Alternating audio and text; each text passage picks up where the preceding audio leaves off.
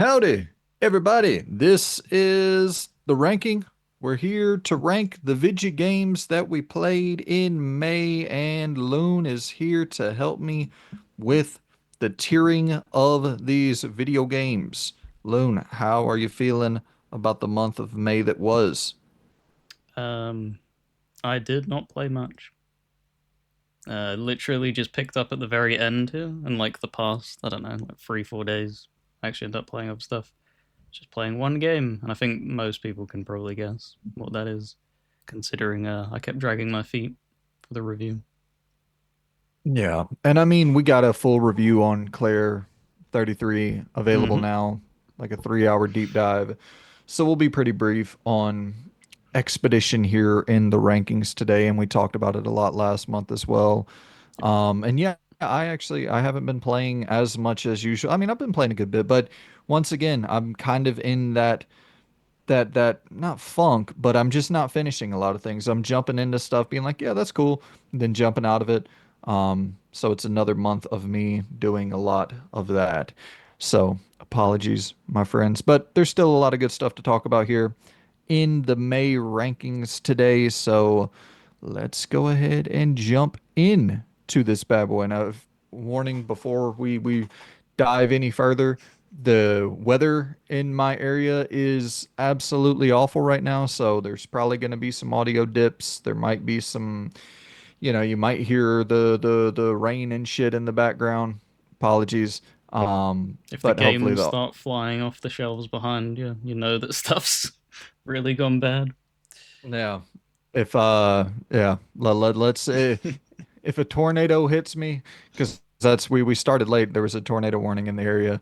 But hey, if one hits me, just make sure you get that shit captured on film, Loon, and then we can we can make some money in my departure from this planet. But dude, it's time to rank the vidges, and I guess we got Doom first up on the docket. You've played a good bit of this lately? I beat it. You beat it. I Nice. beat it. Would you end up thinking? I'll let you take it away because I haven't finished it yet. Um, hmm. I I had like kind of mixed feelings on it a little bit, if I'm being honest. I felt that because I dived into it a little bit later, I believe. I don't think I dived in day one, did I? Because I think you had Probably played it a not. little bit.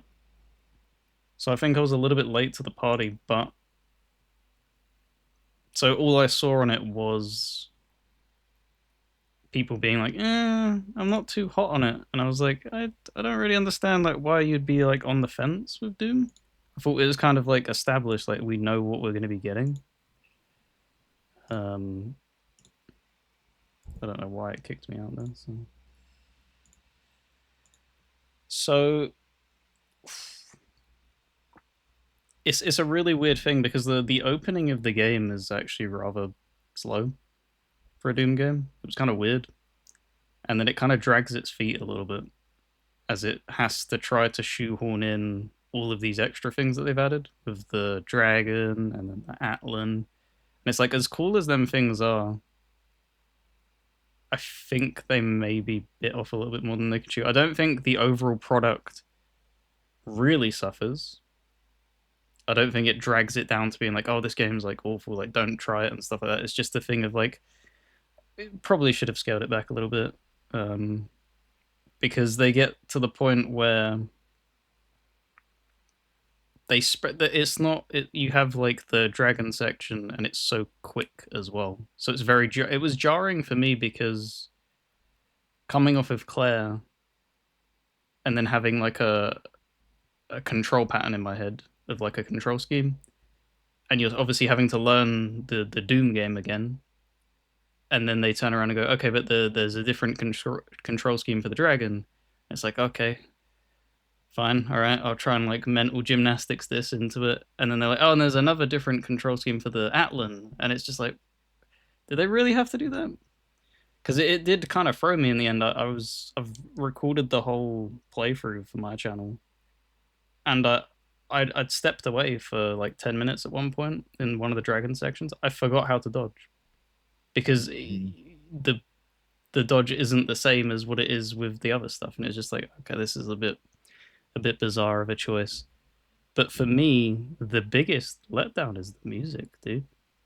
Mick Gordon, you can feel he's not there. This is some of the most generic music I've heard in a Doom game, and it's just like, man, you guys really fucked that up big time. Whatever happened with him and whatever you did with that disagreement and stuff, it's probably their biggest fumble they've ever done because the soundtrack is generic.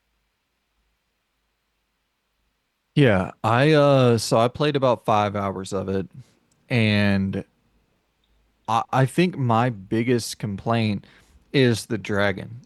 I like the mech. I Mm, like the simplicity of feeling like you're in a damn transformer fucking like it feels like big budget Michael Bay crazy spectacle, and so does the dragon. But I think the dragon kind of feels like just too mechanically similar to what you're doing on foot as the Doom guy, but with like extreme enough, restrictions as yeah, well. and also, yeah, for sure, and also enough like enough differences that make it just slightly annoying.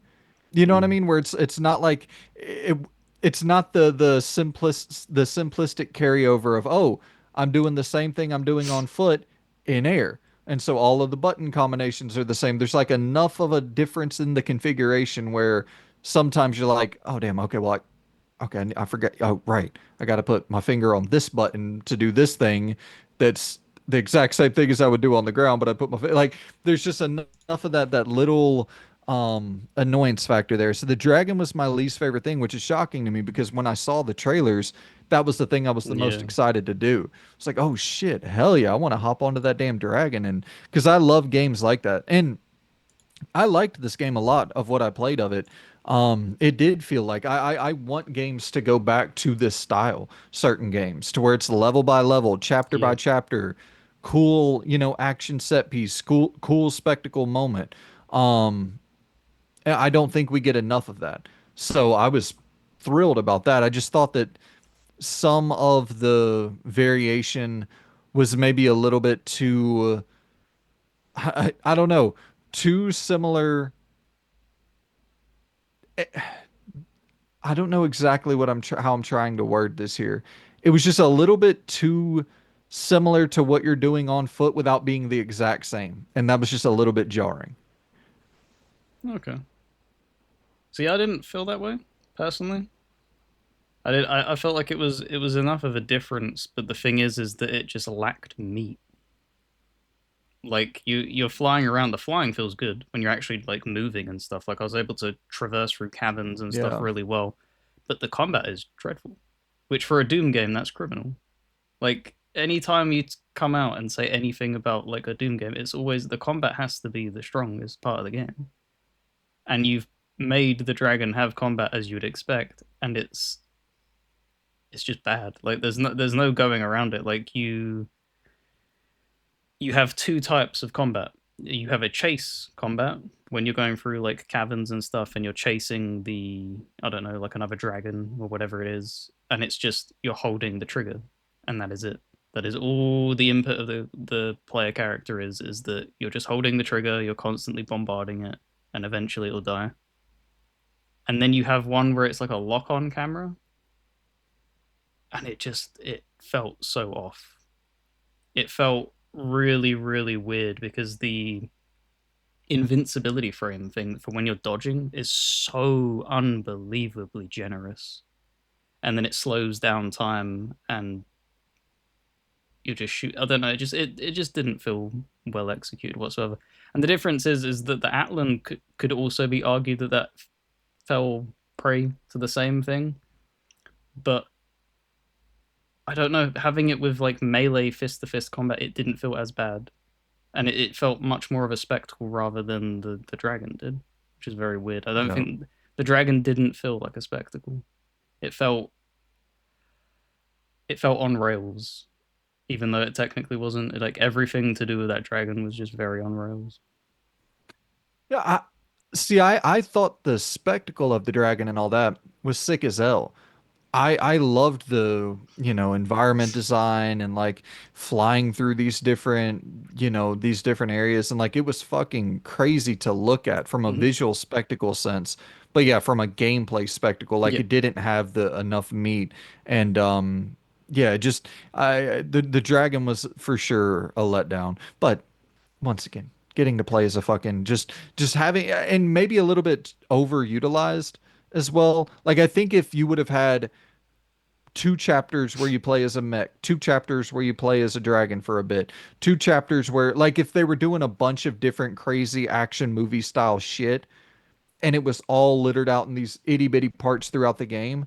Because I'm only like 5 hours in and I've already done the dragon like what, two times, three times, something like that in this run, and I'm assuming that that's probably going to you're probably going to be using the dragon a lot more because I think I've used the mech a couple times as well, if I'm not mistaken.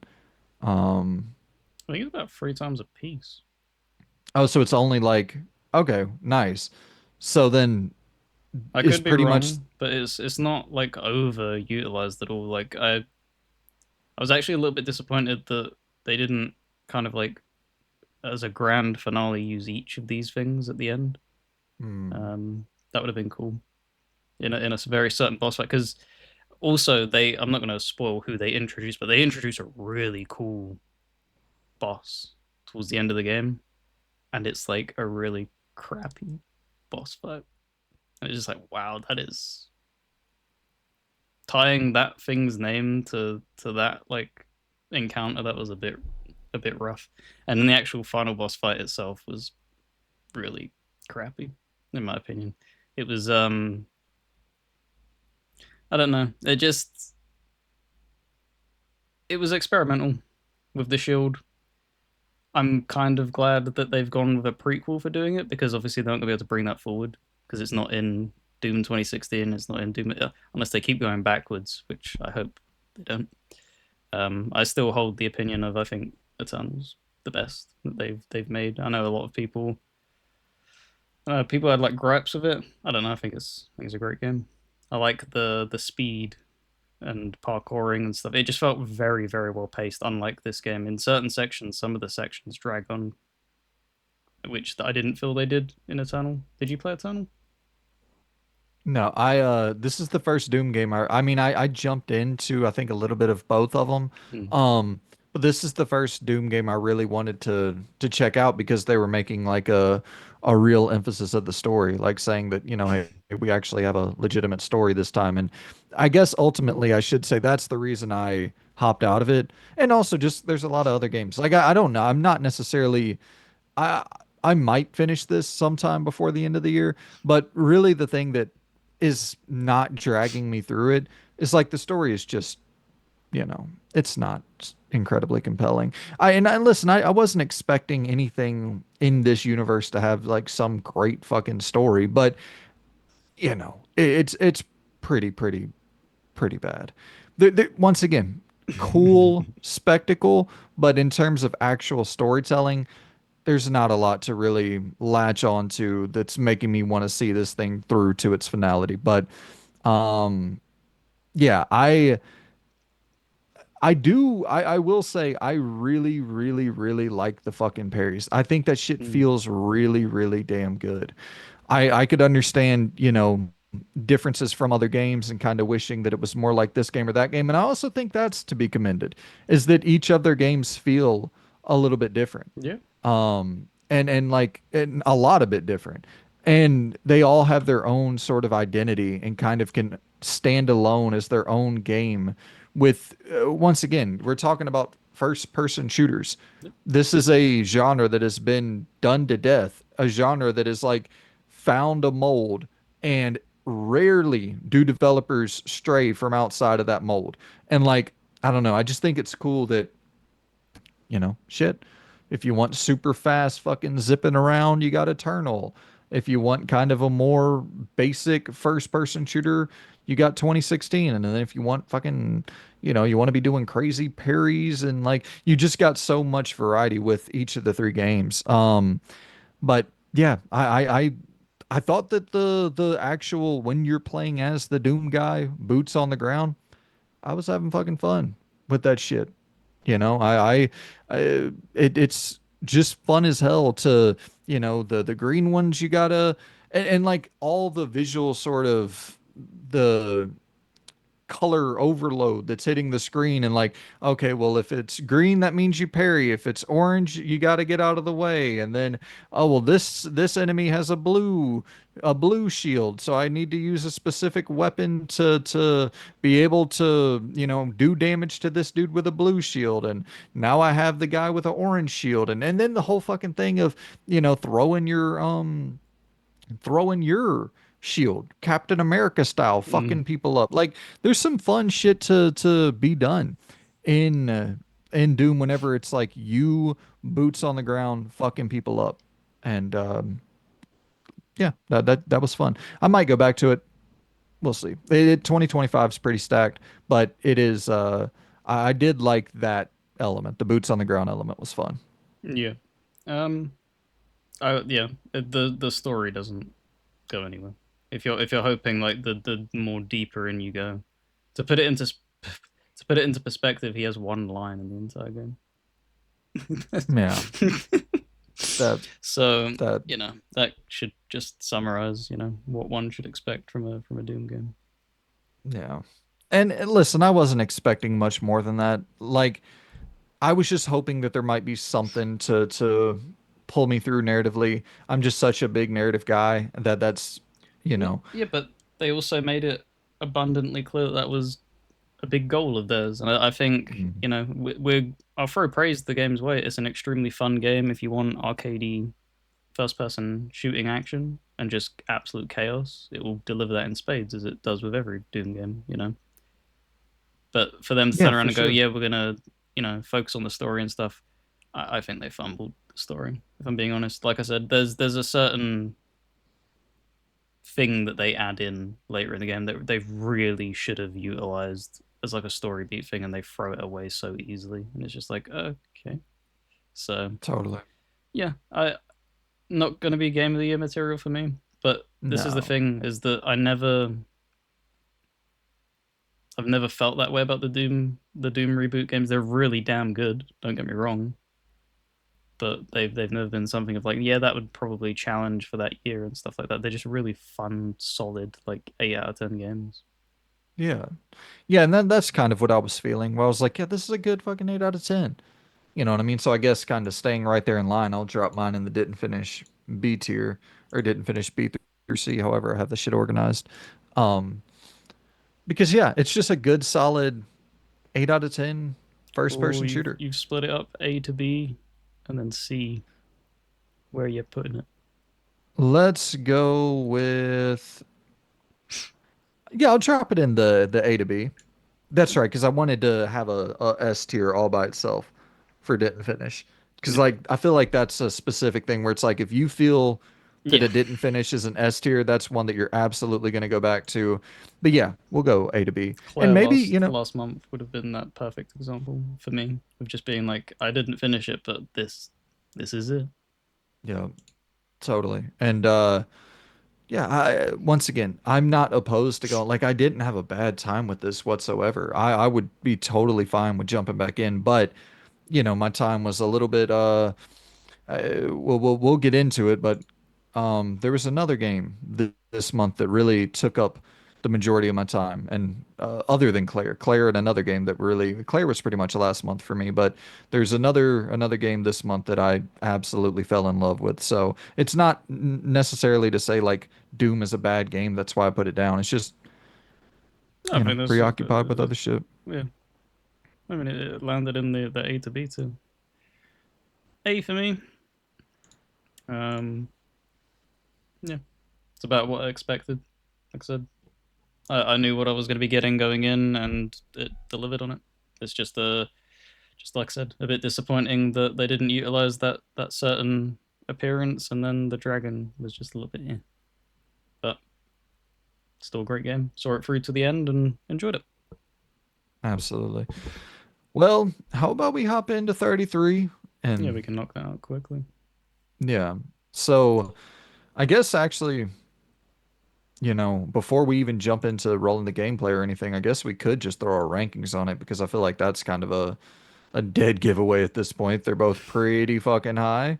Um, I'll drop mine in the A tier. Oh I, damn, really? it's close between A and Interesting. S. I mean, it is. I think it is like definitively one of the best games of 2025, without a doubt. I think it's probably the front runner for Game of the Year. I really enjoyed it. Feels a little bit high, um, but it's a toss up. It's a toss up between S and A. But I'm gonna drop mine in the A tier. I think there are moments like there there are moments of this game that are undeniably S tier, and then there are like objective flaws with this game that are undeniably dragging it back for me. Where it's like, yeah, the actual movement and there's real issues with the game where it's like, oh yeah, platforming kind of sucks, and okay, the mini map and the lip sync and like this, it's a game that has genuine flaws and also some plot holes in the story, but it's just so fucking fun to play. The gameplay feels so damn good. And yeah, I thought the ending was so thought provoking that without a doubt, it's got to be at least A. Okay. Well, I think I already gave my love letter enough in the review. When I turned around and said, and it still is the same. It is still the same case. I've not changed my opinion on it. It's my favorite game still. When I'm thinking about it, I have a like a yearning to go back to it, but I don't want to because I have that mindset of if I 100% it, I'm not going to touch it again. That's just how it is. It's how I compartmentalize games. So as long as I don't touch it, I won't 100% it. Therefore, I know in the future I can go back to it. Um, so yeah, that's something to look forward to in a really crappy year or something. You need something to lift you up. Um, but yeah, for me, it's like I said, it's when I'm looking at it as like individual own like singular games that aren't series. It's my favorite game of all time. And man, that's so weird to say because that's you'd think oh it's so close to its release, but it's just you don't get that feeling really anymore. I don't know if you get that feeling. So it's so unbelievably rare to be like, oh, that takes me back to like almost feeling like a child when you're discovering gaming for the first time and you have that like everything just feels magical and it just hits on everything that you'd want it to hit on. It's also on top of that.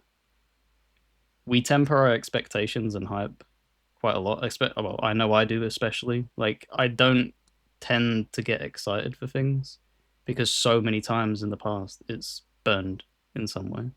There's always some big disappointment. It'll be like I think back to like looking forward to Andromeda, and that was a complete fucking disaster and stuff like that. And then Veil Guard, it's like, ah, I like Cyberpunk. you, but come on, man. So for this being my most anticipated game of the year, um, it was basically locked side by side with Avowed, and it kind of tossed back and forth. And again, Avowed burned me as well. So for this to land and do everything right for me, yeah, it's a S2. Yeah, and I mean, it is like I think that we'll look back at this game in 10 years as like, oh yeah, there sure are a whole lot of Claire clones out there. There sure are a whole lot of games that are absolutely aping that combat one to one, and we're gonna be better off for it. Mm. Like, You think this is gonna get uh, like the Souls like treatment? oh yeah, absolutely. This is probably the most influential game of like the last 5 years. It, I mean, I would have to think more on that. I think this is a weird year where, and I've said this before, so I apologize for the redundancy here, but Claire and Kingdom Come Deliverance 2 are two of the most influential games of like modern gaming in general. For a Bethesda style game to be done on a $40 million budget, And that's just going to be more geographical influence Yep. where there's going to be more game development hotbeds popping up Mhm. in, cheaper to develop areas. And that's already happening. So you could maybe say that you can look at different games that are made in China or whatever as just like the main source of influence. But I think when you see something that is of that caliber of KCD2, and you're like, oh my God, a Bethesda style game and something that's even more advanced can be made on a $40 million budget. How do we do that? Oh my God, a turn-based game that has people like addicted to the combat, engaged with it every single moment, every step of the way. How do we do that?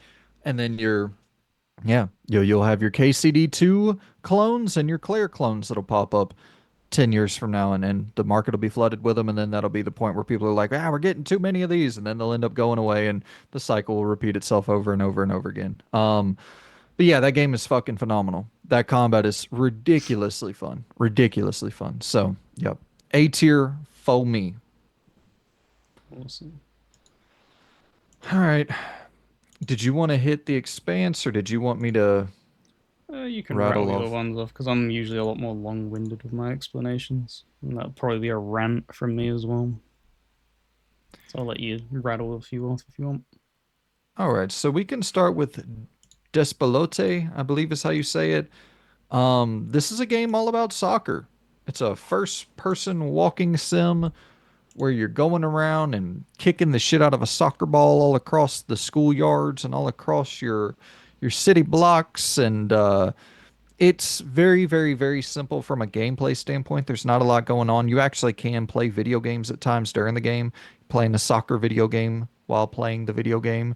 Um, and it's all about the appreciation of soccer and the appreciation of the Ecuadorian culture and the appreciation the Ecuadorian culture has for soccer, specifically in this, I believe it was like 2002, if I'm not mistaken, this small window of time where Ecuador was qualifying for the World Cup and how that galvanized and brought everybody together. And in any function you went to during the game, like you would see people, bringing TVs in to watch the soccer games and everybody at the schoolyard was talking about the soccer games and everybody that is walking down the block is like, man, we got to get back home by 7 so we can't miss this game. And like it was such a important part of their culture. And it also it kind of like revitalized or I don't know, it was just like you felt this air of optimism in the game where these people truly felt like anything was possible because they saw they saw people that they knew, people that represented them, that were on the screen, that were on a global, they were getting a global spotlight illuminated on them, and it was like, holy shit, you know, it's like we've never had this type of representation. We've never had this type of spotlight on Ecuador before, and I can't imagine like that'd be so fucking cool to see like to see you kind of represented for the first time on a global stage like that. And yeah, it's just a really cool game and it's also like it goes into some Ecuadorian politics at the time and you're seeing some like how soccer even influenced that. Mm-hmm. It's just such a big part of their culture and in this I should say in this specific time it was such a big part of their culture. I have no It's idea if it still no, it is. still is. It's why it was such an important thing. South American football is huge. Like, and that's the thing of like it's so difficult. Like the World Cup is so incredibly competitive because not every country just gets to go straight to the knockouts. Like you fight tooth and nail through group stages and qualifying to then reach them points. So a lot of time you see these countries fall short and they don't get that representation and stuff. And you've seen every single time a World Cup happens, a dark horse does make its way through, and it's beautiful. It's not just like obviously it's focusing on Ecuador and stuff, but you've seen like Colombia at parts did it as well. I can't remember what year it was. I think it was the Brazilian World Cup, if I'm not mistaken. And yeah, it especially with them being South American, like it's incredibly important to them. Um, to be like, oh, we don't have to sit here and watch the the countries around us progress and we don't get any representation. Like we're competing with them, we're going toe to toe with Brazil and stuff like that. So it's yeah, it's amazing. Yeah, dude. It was really cool. It was a I don't know anything about Ecuador. I don't know anything about like what propelled them forward in terms of their World Cup appearance. Like I have no idea, but I'm not a big soccer guy in general. So it was just so cool to be able to examine culture at such like a grassroots level. Like Mhm. it really is city by block. Opposed to like this, it's not this grand scale adventure.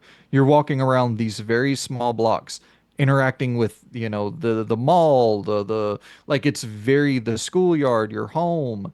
And yeah, it's a really pretty story. Listen, it's not going to knock your socks off in terms of gameplay. That's not what it's trying to do. It's not a it's kind of all this hand drawn sort of, it looks kind of like a pencil drawn aesthetic to some degree.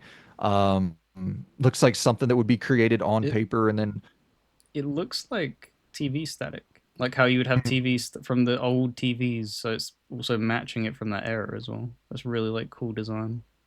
Yeah, absolutely.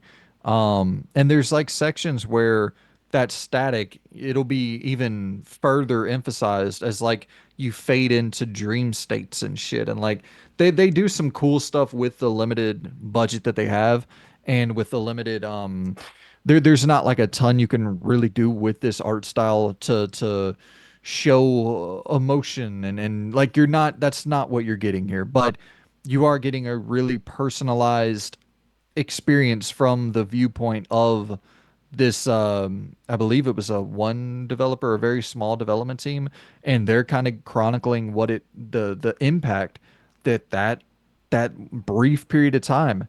And once again, really short game, 3 hours, something like that, in and out. It's not, once again, it's not going to be a game that knocks your socks off really in any area other than the story.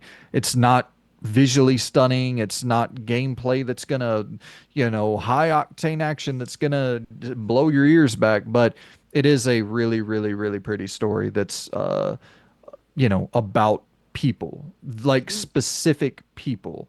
And I really like that opposed to, this grand adventure. Like it's cool to have something feel so personalized.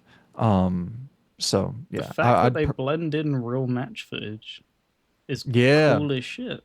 That is amazing. But yeah, it's I don't think anybody would look at this and expect, even when you're buying it and stuff. It's just the point of this being made is just appreciation for that historical moment. You know, not yeah, everything needs to be thrown with a huge budget and stuff like that. This is so stylized and so human, which I think matches the thing that they were going through during that time. It was in disbelief and stuff like that. They didn't have money for infrastructure. So whenever a small nation that's kind of underfunded makes it through to that, it is magical. So totally. Yeah, and I mean you're also seeing that as well, like the money coming into the city, mhm. and it's just like a full journey, and I think it spans, if I'm not mistaken, over a decade of this guy's life in the game. So it's really cool, man. Really cool. I'd probably drop it in the I did finish it. I'd probably say C tier, B tier. We'll go B tier. It's a really charming game. Cool. Alrighty. Did you want to knock another one off, or did you want me to talk about the Expanse? I can go ahead and knock one more off. The next one that I had on there was American Arcadia. Yep. Um, so this is a game I had been wanting to play for a while. It was only on PC for a bit, and then they finally ported it to console. It's kind of, your inside limbo 2D side scrolling platforming puzzle solving experience. Mhm. And I jumped in and it's slow. It starts off really slow. Like it's a very story centric game, which I wasn't necessarily expecting. Like it's not the inside limbo thing where you just the environment is the story, and like it's telling you an actual story. And it took some time for that to, and so for the gameplay that I grabbed, I usually don't do this, but I grabbed gameplay from like 3 hours into the game, 2 hours into the game, because really, like, not even joking, the first hour, hour and 30 minutes is just story. Like it's just explaining why you are where you are, how everything comes to be, and then like when it actually gets into the real gameplay, that's when I grab the footage because that feels a little bit more representative of what you're going to be doing in the game. I always try to grab super super early footage. That way it doesn't spoil anything, and but with this one I kind of couldn't. So apologies on that, guys, but it's not like there's nothing in this footage that's a spoiler or anything like that. I made sure to just get a gameplay clip, but it's so you have, and I don't want to spoil even the setup of the story, but essentially you are on the run. You're in this corporate life, and you're alerted to some weird shit that may be going on within your workplace. And so you're on the run, and you end up getting help by somebody who is watching like the camera footage at your workplace. And so they are kind of directing you on where to go, where to jump, where to hide, all of that. But you're also the one, you're controlling both characters. Mm. So you're controlling the guy who is on the run, and you're also controlling the lady who is operating all the cameras and shit.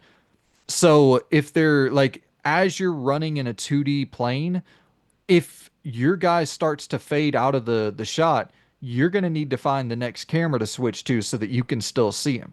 So you're seeing everything through her lens. And then you're having to kind of, you can alter different tech in the world where it's like, okay, this, I think you'll see the swans in the footage where he's jumping onto the different, and you'll have to alter, okay, push the fucking tail down, push the head up, push the, like, you can do a lot of this different tech shit in the background as her. Um, it's I really like that. Hmm. However, this game has a lot going on. It's that. It's heavy story. I like the story a fucking ton. I was really pumped to get through it and see the entire story because it's so compelling. Voice acted throughout the entire thing, really solid voice acting. Um, a lot like much higher budget than I was expecting. Like this feels like a higher budget version of a Inside or a Limbo. Like it's a full production. Um, however, they do a little bit too much. Where if it was just the 2D side scrolling puzzle solving platforming, I would have finished this. You switch to first person quite a bit, and it turns into a little bit of a first person walking sim puzzle solving in first person. And I was just like, shit, this can get a little bit like, I don't know. It overstays its welcome a little bit. And once again, I'm just playing a lot of different shit in the background, so maybe it is a thing where I'll go back to this at some point, finish it up because I assume it's probably, I think I put about 3 4 hours into it. I would assume it's not much more than seven, It's not going to be a five. Harold Halibut situation where. Yeah, hopefully not. And this is definitely a whole hell of a lot more fun than that. But yeah, no, I love the fucking art style. The art style is so, so good. And it was also a little bit buggy. I should mention that. It was a little bit on the buggy side. Like there were a couple instances where I had to restart and jump back in, and it would boot back up, no problem. But there were a few like just total having to restart the console and jump back into it. But it was it's a cool game.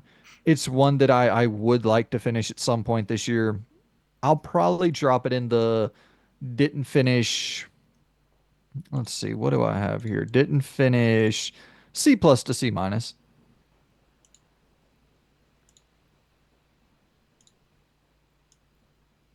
Okay. So So that American Arcadia. so that was only on PlayStation, right? Because I don't think I saw a release on Xbox. I have no idea. Um, Yeah, I'm not sure. I could look it up real quick. I know a lot of indies. skip out on Xbox. which is Um, baffling when you think back to they were the ones that carved the way for indies to get their way on consoles with the Xbox, store, and they used to run the Summer of Arcade and stuff like that, and ID at Xbox. It's a very weird time that things are like flip flopping and stuff like that. yeah. No, and I mean it. I think right now it's more so just due to market size. That's developers are obviously short on cash. They're trying to get their game to where the Well, most people can play it. you'd also, as an indie developer, throw it on PlayStation for the biggest market size, and then That's what I'm saying. hold it off of Xbox and just wait for that Game Pass deal. Just Oh, right, be right, like, right. give us an incentive to come to your platform. People aren't going to play it, so give us a guaranteed, monetary proposition that we can then work with. Totally. Yeah, it's available on Xbox though. 19.99 on Xbox. When did it release? It was earlier this month. Oh, okay, Uh, yeah, May 15th. okay. I was thinking like the past like week or so. Fair enough. Fair enough. Drop that one in the C tier for All American Arcadia, and then I'll Yep. let you hit the Expanse. Oh boy. Oh boy. Let me make sure. There we go. I begin it. Hmm. So I finished Claire, and I was like, okay, I need like something a bit different. And I was looking around and stuff like that, and it's like, the Expanse has been on like my checkout list for a while. But what piqued my interest even more is that Trey finished it in the Discord, posted it, and was like, this is a slob. And it's Hmm. he's usually very very positive about things, and is usually fairly lenient and stuff. And I was like, man, it can't be that bad, surely. So I ended up jumping into it and trying out that first episode, and it's it's bad.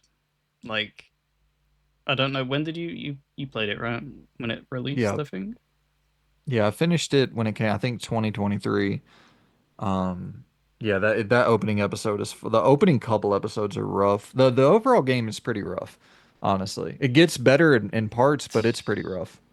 It's I was just shocked because it opens up and like the voice acting is terrible from the main character. Like, how you hire, like, I'm sorry, I know it's not a easy profession and stuff like that, but the performance is bad. And it wasn't only the fact because the other person in the cutscene, the male guy, he's fairly alright, like, performed.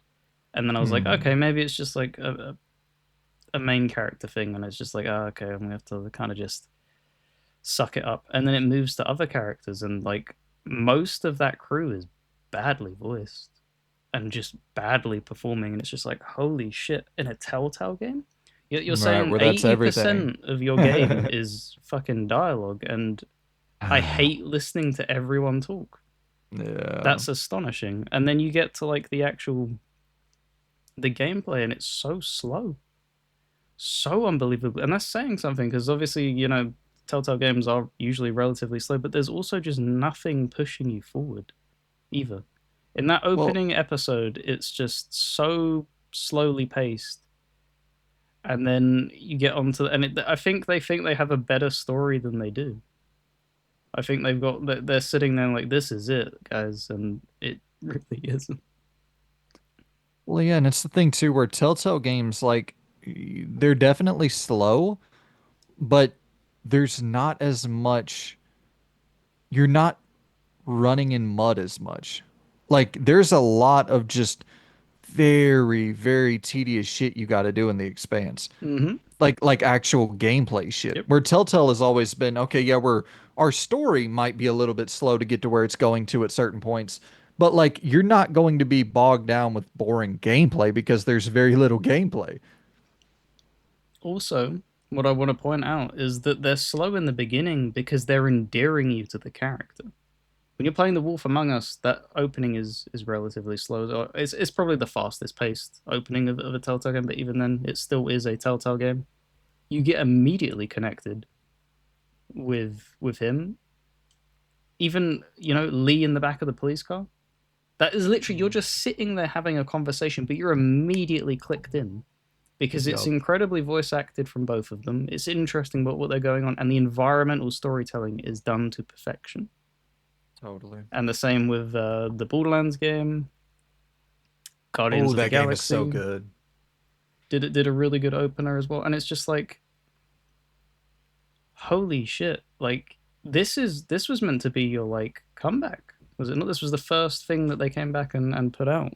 Yup. And it's just like that is not a good first impression to come back to. Is this being the opening episode? Because you're turning around and saying it gets a little bit better.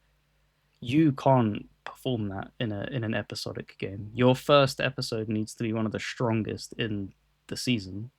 You can't waste. This isn't a JRPG where you can kind of twist people's arm. But it gets okay in the 10th hour, which No they game should be able to do that. no, but It's JRPGs crazy. get away with it a little bit more because it's the established understanding that the combat's crap in the beginning for a lot of JRPGs because you haven't got your skills yet.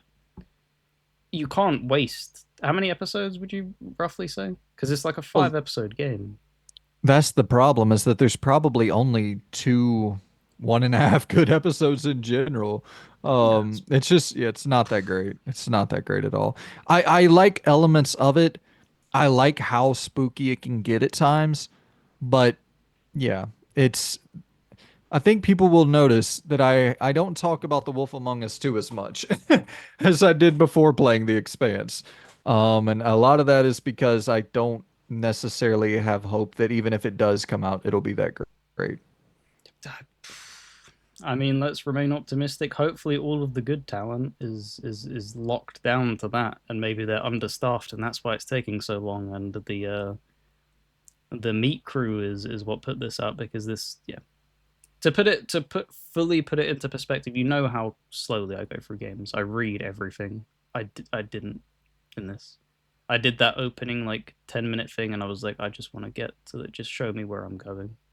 Mm, All of this crap is meaningless when your performances and the story is just crap. So totally.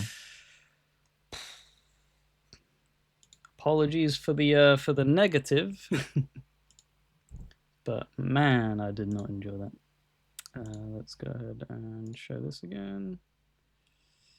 So that's a didn't finish.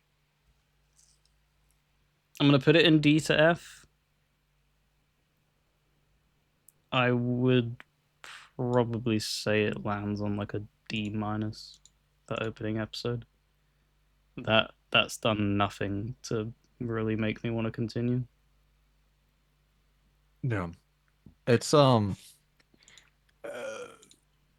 I do think that I think that if you're like a major that are you an Expanse universe? Like, are you a fan of that universe? No, but I know where you're gonna go with that. When you're doing a thing like this, you're meant to win people over to try that universe out. You can't be yeah. You can't drive people away. That's a failed product.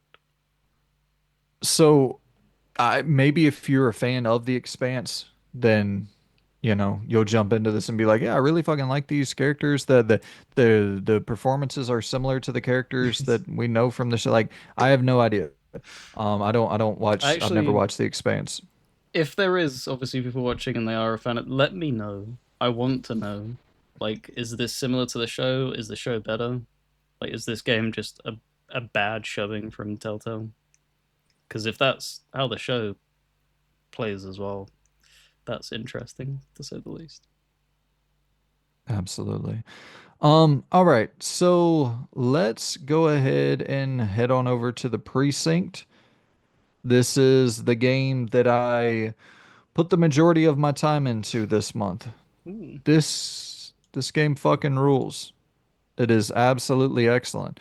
GTA 1, GTA 2 inspired top-down open world sandbox, but instead of a crime open world sandbox, which it is full of crime, but you are you're the one trying to prevent the crime from happening. You're playing as a police officer, which is always something that people wanted.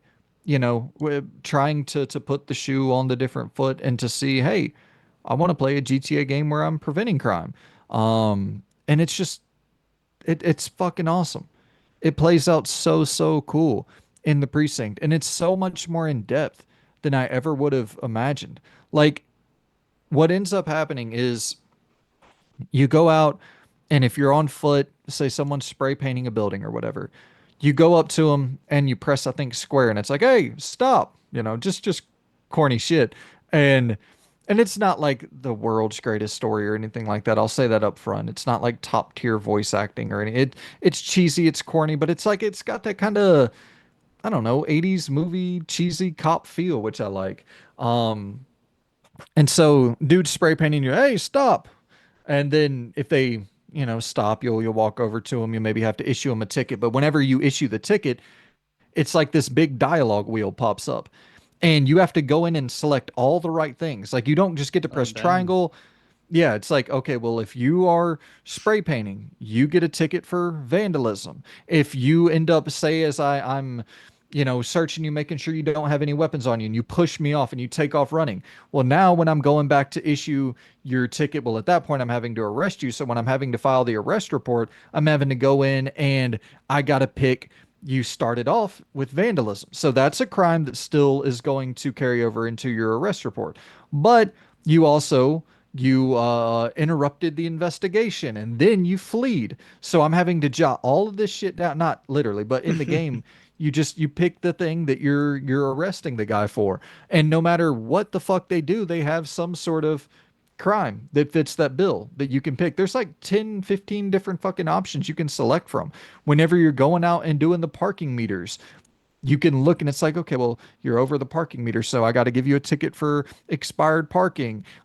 If you're parked the opposite direction, I got to give you a ticket for parking in the opposite direction facing traffic. If you're parked too close to the stoplight, I got to give you a ticket for that. Um, and then of course, like they have all the vehicle shit where you're in the car. You're driving behind someone, they're speeding, you hit the lights. If they don't pull over, a full-on chase. And then in the middle of the chase, you have the once again the dialogue wheel that pops up and you're like, I need to send out some spikes on Mm. 7th Avenue around this block, and they hit the spikes. If you're like, okay, this is really getting out of hand, they're starting to shoot, I need to send in the high powered artillery. I need to send in the big dogs to come in and try to ram this dude off the street. You do that. I lost the perpetrator. Send the helicopters. You send the helicopters to go and track the guy down to get a visual of where where he might have hit off at, where he might have blocked off at. And then it's cool. You spot the car, you go track him back down. And then it might turn into a shootout. And then so it becomes the thing where, oh fuck, it's not about arresting, it's about making sure I save my life, making sure I save as many lives as possible for the people around. And so you're trying to kill the motherfucker. And at that point, it's it kind of turns into this sort of top down, almost twin sticky feeling shooter, which I will say that doesn't feel all that incredible. That's probably the worst part of the game, and you can get killed really, really, really fucking quickly, but you're getting shot by bullets. Mm.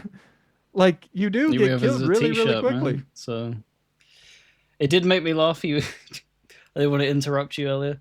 You was talking about giving people parking tickets as you just slam into that parking thing and park on free spots all at once. It's like just imagining like the guy being like, "You're billing me, dude," and you parked on free spots at once. What the Oh fuck are you talking man, about?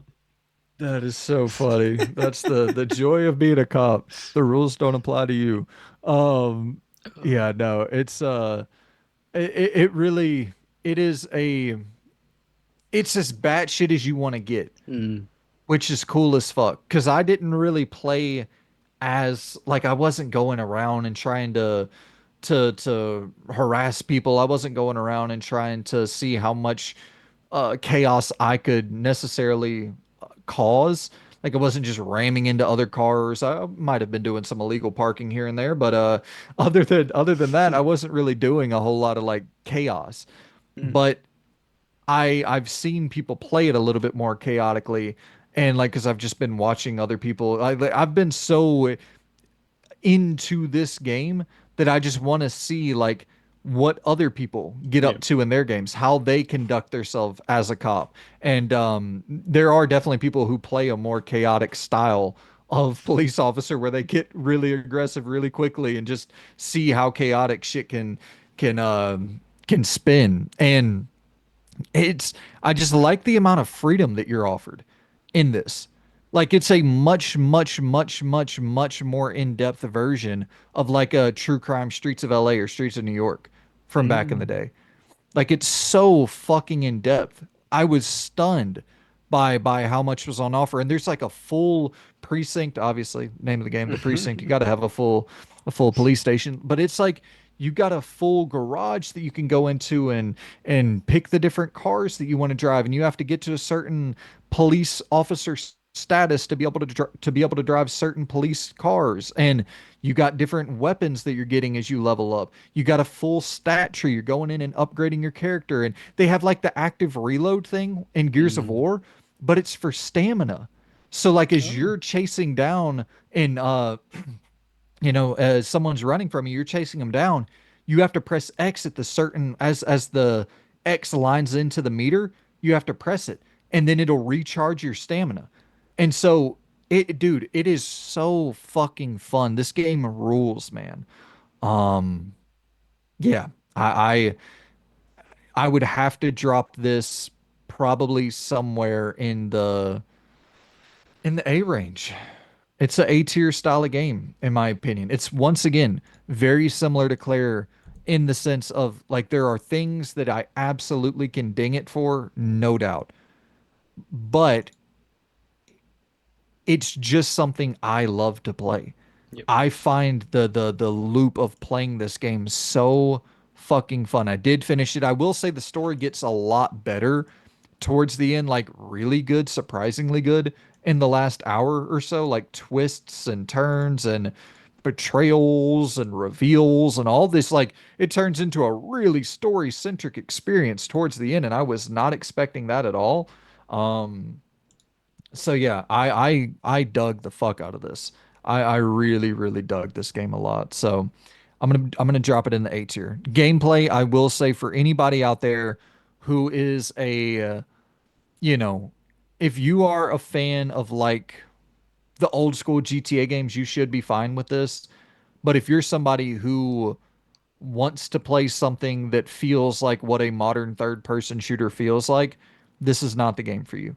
It will be so intrusive to the enjoyment of your experience to where it's going to be something that hurts the overall game experience for you. Like I could see people being like, no, I can't play a game like this. And I totally understand the way you are with tank based for a lot of tank based survival horror games. I could totally see the same thing being true here where people are just like, no, this top down sort of view, the weird how you have to aim the gun, like it just doesn't. And I agree, it doesn't feel good.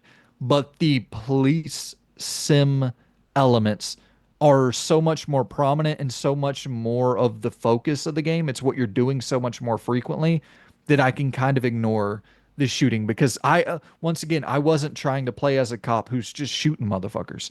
Like I was trying to do my duty as an officer to protect and serve and like the whole I was trying to RP. I might do some bad parking, but in terms of in terms of my actual duty as an officer, I was trying to protect people and help people and not be overly aggressive so I was probably only in a shootout maybe 15 times, 10 times, something like that throughout. just I mean, I just know 10 to this, 15 times. but they Mm. have like story segments where you Yeah, have to no, no, shoot I and was shit. joking. Yeah. Obviously, if that was real life, that would be tragic. Um, no, it looks really good. It's the type of thing of because this is from the American Fugitive devs, right? Yep. American Fugitive. Yep. It, I've tried to play the original GTA's, not recently, but like a few years back, and I was just like, man, this sucks ass. And like other Yep. top-down games, it's never clicked. And then I was like, I saw American Fugitive on sale and didn't know it was a top-down based game like this. So hopping into it, I was just like, and I was like, I'll give it a chance. And I don't know. I think they've got it like cracked. I think they've cracked the code of balancing it finely enough to the point where it's that camera perspective, but it feels manageable. So I won't say to other. I won't, obviously I haven't played the Precinct, but for like American Fugitive, if you've played like original stuff like that and you haven't clicked with it, I'd say probably check that out first because it'll probably be cheaper as well. It's always on sale, um, just to see if you'd be willing to put up with it because I it's not something that I particularly prefer as a camera perspective. I played that through to the end because I thought it was incredible. They have a very addictive gameplay loop when you're able to accept it for what it is. And I will say, like, I never finished American Fugitive. I liked it a good deal, Ooh. but I was like, I was like, this is good. Mm. The Precinct, I think, is fucking great. Like, I think that, and so I agree. It's probably going to be a cheaper option to go with American Fugitive, and there's probably some wisdom in that. But I do think if you are looking, because the Precinct is cheap, like it's $30. You know what I mean? I got I think 15 hours of gameplay out of this thing for $30. I mean. I I'm not trying to say that go and just immediately spend the $30 because yeah, there is a lot of there's good reason to jump into American Fugitive first to see if you can tolerate that style of gameplay. But there is just something so much more addictive about the Precinct Mm-hmm. because it's so much more in depth. Yep. Like there's just so fucking much more you're doing in that game that I wouldn't draw the direct comparison between the two other than the and even the perspective. Like they kind of bring the camera down a little bit in the Precinct when you're driving. Mm. And so it kind of feels Vice City esque, GTA 3 esque more than GTA 1 and 2. To a degree. To a degree. I don't want to oversell it. So yeah, I loved it. I hope that other people that other Oh, people they've dig been it as well. raving This about it in the Discord. oh Bunch of really? people have finished it. Trey even 100%ed it. Oh wow, So nice. it's red hot in there. I haven't checked it out. It's been an unfortunate month. I've had to miss out on quite a few releases. It's just how it's panned out. Has limited run ding me for another fucking 250 whatever it was for that. What'd you get? The Rido, the Atlas collector's edition. I got you. Um Them bastards. They yeah, know how I've to keep me hostage. I'm kind of in a similar boat with you but it's kind of by design on my end where I think I'm finished finishing games. I don't think I'm going to finish games unless they demand it of me anymore. Like unless the game is like unless the game is so compelling that I can't put it down, I think I'm finished forcing myself to finish games. I know that's a weird thing to like a weird way of phrasing that, but No, because I think I well, I don't think I came to that conclusion, but obviously when we were beginning doing this a lot more frequently last year, and we both pushed through Hellblade, you ended up mhm, enjoying it a little bit more than I did. But at the end of that, I was like, I'm not doing that ever again. yeah, Like, I will not subject myself to something that I'm absolutely hating and despising. I don't know if people, like maybe people get a kick out of hearing me talk bad about something like that, and but it's just not good for one's health to because it kills your enjoyment of the hobby. That's the whole point. You're playing games to get enjoyment, so why push through it if you're not enjoying it? It doesn't like, and that doesn't even have to just fall with like games that you feel are bad because with like Doom. critically acclaimed games and stuff like that, if they're not your thing, it's fine to obviously dip in and try them out, but there's no obligation to finish anything. Totally. And Doom fit right in line for me. Whereas like this is fucking awesome, but I don't know. Like nothing's pulling me No. through to where I'm like, I have to see this to the end. American Arcadia is doing a better job at that for me, and I don't like the gameplay. It's just like I'm so much of a story guy. Like so if I was to go back to one of those two, it would probably be American Arcadia, and I would just tolerate the game or tolerate the gameplay to get to the story. But yeah, I think I'm just gonna kind of, yeah, it's just about it. Like you said, it's about enjoying the hobby. Hmm. And I think a part of enjoying the hobby, this is something very weird that I've been feeling lately, is not playing it too much. Like a part of the hobby is that I think the joy is like if you're grinding, you know what I mean? Like if you're, because I feel like that a lot where it's, I'm playing, 4 hours a night or whatever, just trying to, and it's also because of content, but it's like, yeah, I'm going to cut that down to about an hour or two a day. And, and then of course, when there's games that are like, I can't put it down, then I'm going to let that Yeah, feeling let it be take the over. natural thing of pulling you to 4 hours Exactly. and stuff like that. No, it's we've obviously come to that realization at different times and differently as well. Because it's with the massive boom of like achievement hunting, you kind of get sucked into that when you're one of them, and you're like, oh yeah, like I want to 100% everything, and then the realization sets in of like it becomes a job, and you're really Yeah. having to just fucking subject yourself to crap, and it's just like that, and it kills your enjoyment, and it's like that's why I've stepped back from doing it so intensely and stuff, and why I'm so selective over what I do. But yeah, and it's just all about putting the hobby first. So it's good to hear that you're doing that. Yeah, that's and it's going to be something that obviously requires work because like my brain is so programmed for years and years and years of like, I just want to play anytime I have any free time. It's like I just want to immediately go and even when I don't have free time, I want to like try to find a way to game a little bit. But like there've been I never do that. There've been multiple days throughout May where I just didn't play anything. I was like, yeah, I don't feel like it. There's nothing I really want to jump into right now. I'm gonna fucking watch YouTube or I'm gonna, take a fucking nap. Not, I don't really get to take naps, unfortunately, because of my dumbass esophagus. I got to wait like 4 hours before I lay down. But you know what I'm saying? Like there, I will try to,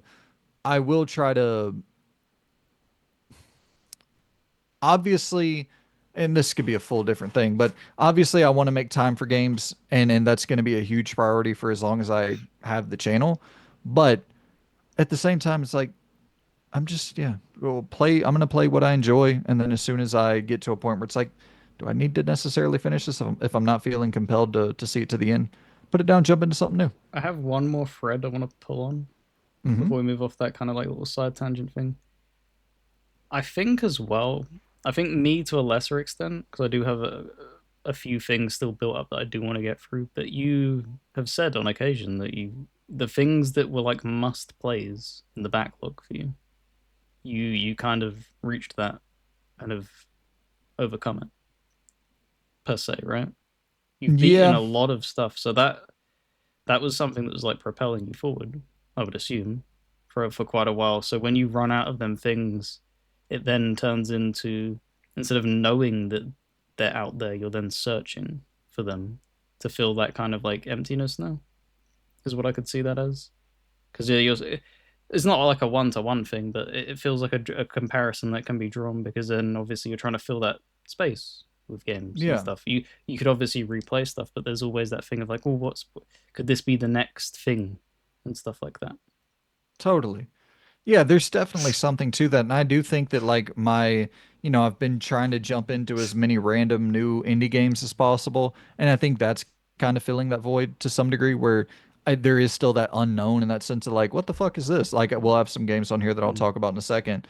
Um, but yeah, no, there's definitely a lot of that where after the backlog is kind of finished, I don't know. I'm either gonna have to find a new backlog or I'm gonna have to, and it's never finished, of course, and Yeah, I but think like that's a realization. the heaviest hitters are off. But yeah, the backlog's never done. No. And I just I don't I've this is really a weird like tangent, but I've just stopped caring a lot in the past like couple months where I'm just like, I don't the fuck none of this matters. Like it's I'll play what I play when I play it, and like it's not yeah, of course it would I want to make sure I'm playing enough stuff to have for the ranking, but like it doesn't matter if I play all I got to do is drop the didn't finish tier in the ranking. Like I don't have to power my way through every single fucking game just to be able to provide some sort of thoughts on it whenever we sit here to do our ranking at the end of the month. Like that's fucking miserable. Why make games miserable? They're supposed to be fun. Yeah, boy. So there's that midlife crisis at 30, which I guess midlife crisis at 30 for me probably makes some sense. But Uh, so yeah, A tier for the precinct, yep. and then we have next on the docket. Let's see. It's all yours. I have one left. So you Oh have shit. two, four. You have six games to my one. Do I have deliver at all costs on there? Yes. Okay, I need to remove that one. I Okay. because I mean it doesn't actually have to be removed, obviously, but like um so I was waiting for my physical copy. It still hasn't got in. It was supposed to come in on the 22nd. Play Asia fucking me. Um, but Yeah, it's other okay. people I think said that in the Discord as well. Their copies never arrived for it. One of them, Hmm. I think. Hmm. Interesting. So maybe I'll have to just buy that digitally and cancel the physical because I really want to play that as well. Another top-down GTA style. It's so weird how this happens. Callisto, Dead Space, Mafia, GTA 6, Precinct, Deliver at all cost. Like Judas, it's Bioshock, BioShock. It's so wild. Mind's Eye, GTA 6. It's Right. like, yeah, it's a weird the death loop and the yeah you can keep destroying them comparisons. It's such a weird thing where like you get such dry spells of genres and then you fucking throw a bunch out at once and it's just like I don't know, man. There's some weirdness going on there. So many coincidences. Well, let's talk about Sir Whoopass. This is this is a my definition for this. What I'm going to call this is like fantasy Saints Row, Saints Row Skyrim, Elder Scrolls Saints, whatever you want to throw in there. Um, it's just a very funny fucking third person action game in a fantasy setting that is not the regal the king shall be the dragon shall be dethroned by the fang of the butcher. Like it's none of that fucking overly fucking corny horse shit. It's making fun of all that overly corny horse shit, but it's also like embracing that it's fantasy as well and having fun with being a fantasy game. Um, which is, I do find that so bizarre how self-serious fantasy can be, where it's like, dude, this is the dumbest shit ever. And a lot of this shit is the dumbest shit ever. I don't know. I do get, oftentimes I'm like, why do these things take themselves so seriously? And I guess, I mean, It's you want to get investment. people, It's investment, and because the perfect. I'm kind of glad that you worded it this way. The You haven't seen Game of Thrones, but there's a large guy in there who's basically the sidekick to Jon Snow, and they have to travel really, really long distances, and he's still a big guy. And there was when he was getting questioned at a panel, they were like, That's not realistic. How are you like fat?" They threw that out there, like, "How are you fat?" And he's like, "Dude, we're in a world where there's dragons, undead zombies, fucking magic, and you're asking why I'm like a little bit chubby? The hell's wrong with you?" yeah, Like, it's, and it's just that thing of like I can see it from both sides. It just shows the power of immersion where people get so invested. Um, but yeah, it does take itself way too seriously. and I'm not like and I shouldn't because there are Dragon Age Origins fucking rules and like there's a lot of fantasy games I really really like.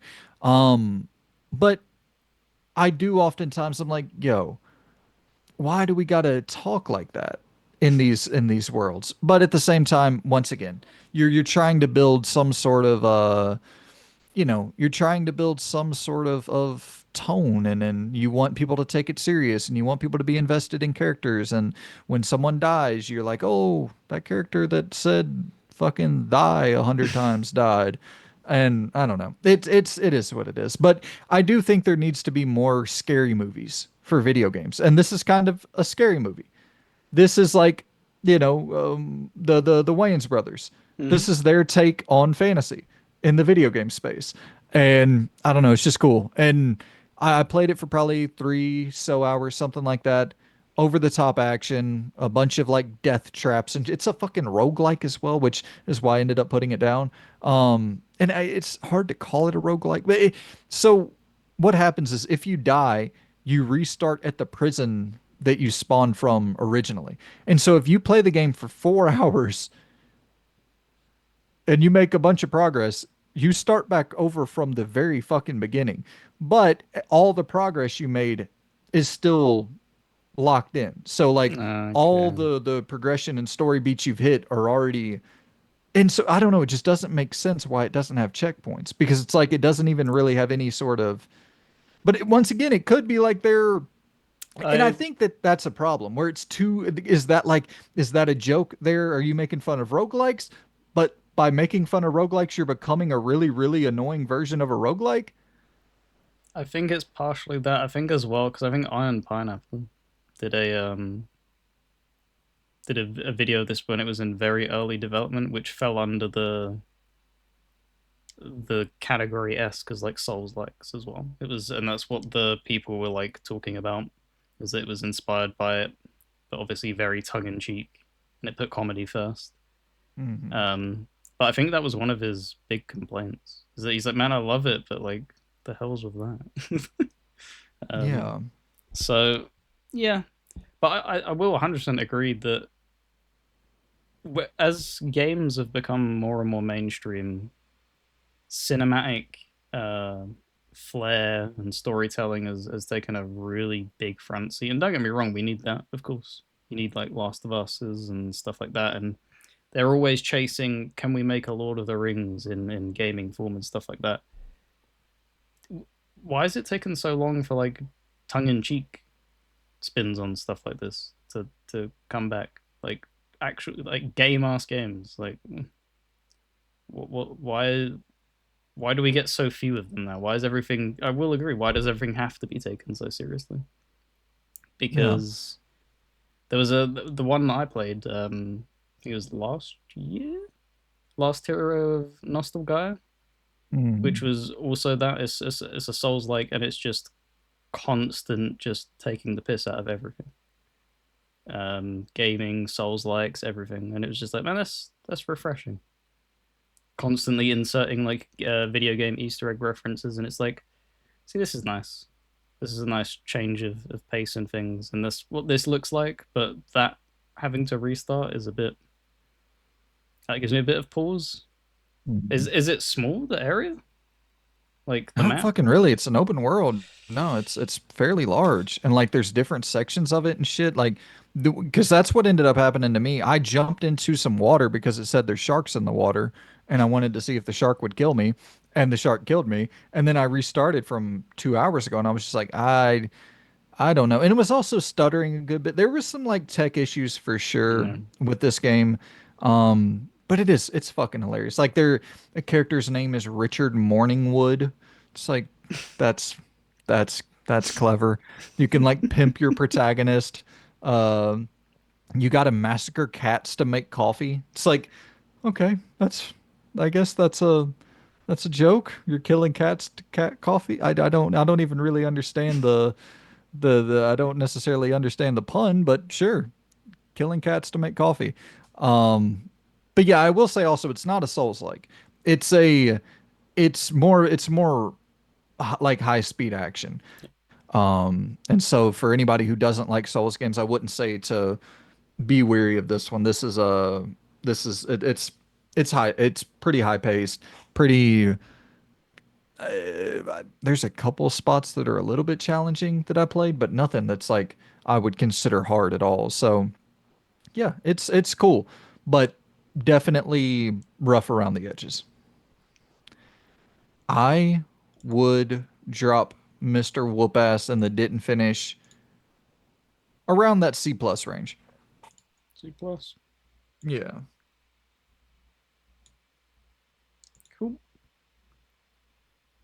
Captain Blood up next. Captain Blood, eh? Um, Yar. so Captain Blood was a game that was announced a long, long, long time ago and was in development hell, and then somehow this month it just released, like out of nowhere. Here's Captain Blood, this game that was shown off at like fucking, I don't know, 2010 or some shit. And it is very much a PS2, PS3, really more PS2. Like the game is straight up a PS2 God of War clone. And all the good and bad that comes with that. You know what I mean? It's very, very, very simple. There is not a lot going on in this game. There's not a lot of mechanics. There's not a lot of, like, it is straight up, you're a pirate, you're sword fighting as a pirate, and then you have some naval ship battles that are very, very, very, very on rails. And then you have a lot of QTEs, a lot of QTEs. And if you fail one input of the QTE, you're starting all the way back over from the very beginning of the QTE. It's in that era. Like they are not trying to strip out the PS2 identity, the God of War clone identity from this thing. That is what it is. But it kind of feels like a big budget 2006 game, which is cool. Like it has a full story, full voice acting, cutscenes, characters that you're surprisingly invested in. And I'm not saying invested into some crazy degree, but like you're kind of into the story. It's like, oh, the princess is captured, and you know this lead pirate daughter, his daughter is captured, and I'm gonna go save her, and I'm gonna do it only because I'm getting some cash out of it. And it's like, sure, let's go save this chick. And along the way, there's it's. I'm not saying it's fucking. It should be on the silver screen anytime soon, but there's some cool shit in here, and you can like pick up different shit. You can throw boxes at people. You got grenades. You can throw. You can pick up enemies and throw them around, and not necessarily throw them around, but you can like there's some level of mechanical variety in the game, and you can hit like a rage mode where you take less damage. You go Wolverine style. Um, yeah, it's you have a little upgrade tree that doesn't take long to unlock pretty much everything you want in it. It's fun, simple PS2 action game, but getting to play as a fucking pirate. We don't have enough pirate games. And like this has real pirate energy. Not like Yakuza, Yakuza is one of my favorite games of the year, but that's a fish out of water, it's a totally different style of story setup. This is like straight up lifelong pirates doing lifelong pirating. And I don't know. It's got a it's not the whole thing where it turns into a Devil May Cry game and a open world you go in and roaming around. Like it's straight up 100% pirate. You are doing nothing but being a fucking pirate. It's like, yeah, cool. I like being a pirate. And Is so shout out to Captain Blood. fixed camera angle, right? Fixed, yeah, but it's not like it is fixed, but you're never going to run into an issue where you're having trouble with the camera. You can see pretty much everything at all times. That is one hell of a running animation. um, yeah, it was a surprise because it was something that I'd heard about. Like you said, it was talked about years ago, shown years ago, and just forgot about it. Nothing was really. I don't think they showed anything recently. Did they? They just dropped, unless Maybe they it went completely under the radar at one indie event or something where we weren't obviously tuning in, but it got no fanfare whatsoever from any of the big showcases. Yeah, I don't know. Maybe there's maybe they have a YouTube channel and they're doing updates on their YouTube channel. I don't know. But I had no expectation that we were ever gonna be playing Captain Blood, and here we are playing Captain Blood in the year 2025. I'll drop this. I did finish it. I'll drop it in the C tier. That's like a comfortable C tier style game to me. It's not one I would recommend to a lot of people, but if you're liking what you see on the screen and you want to play as a fucking pirate in a God of War clone style video game, like this is a fine enough game to play. I don't believe I ran into any game breaking bugs or anything like that I remember. Obviously there was no progression halting bugs. I don't even think there was like any sort of crashes or anything throughout my time playing it. It was polished, which is crazy for a game that was in development hell like this. Yeah, this is a totally fine experience. It's nothing that's going to knock your socks off. You're going to be annoyed at times, um, but it's a C tier game. Not bad. How long did it take to roll credits? Out of curiosity. Maybe 6, 7 hours, something like that. I would say not too long. What the hell Um, was this in development hell for so long? I was yeah, I would expecting you to be like, assume yeah, 15-hour game and stuff like that. What a weird. I'd love. It's one of them things where you'd love to see like what on earth was going on. Like, was it just one of them things where it's an indie developer that just didn't have funding and stuff like that, and you're that's what I really assume. trying to grab onto anything, and then you get like deals beginning to get underway, and then they fall flat and stuff like that. Very strange game. Yeah, I assume that funding fell through on it, and then maybe as tech became more accessible for just like smaller passion projects, maybe they were able to Just do it tra themselves yeah, instead of relying on transition a some of lot of those other stuff. hmm maybe transition some of those assets into a new engine. And I really don't know. I haven't followed the full development cycle of it.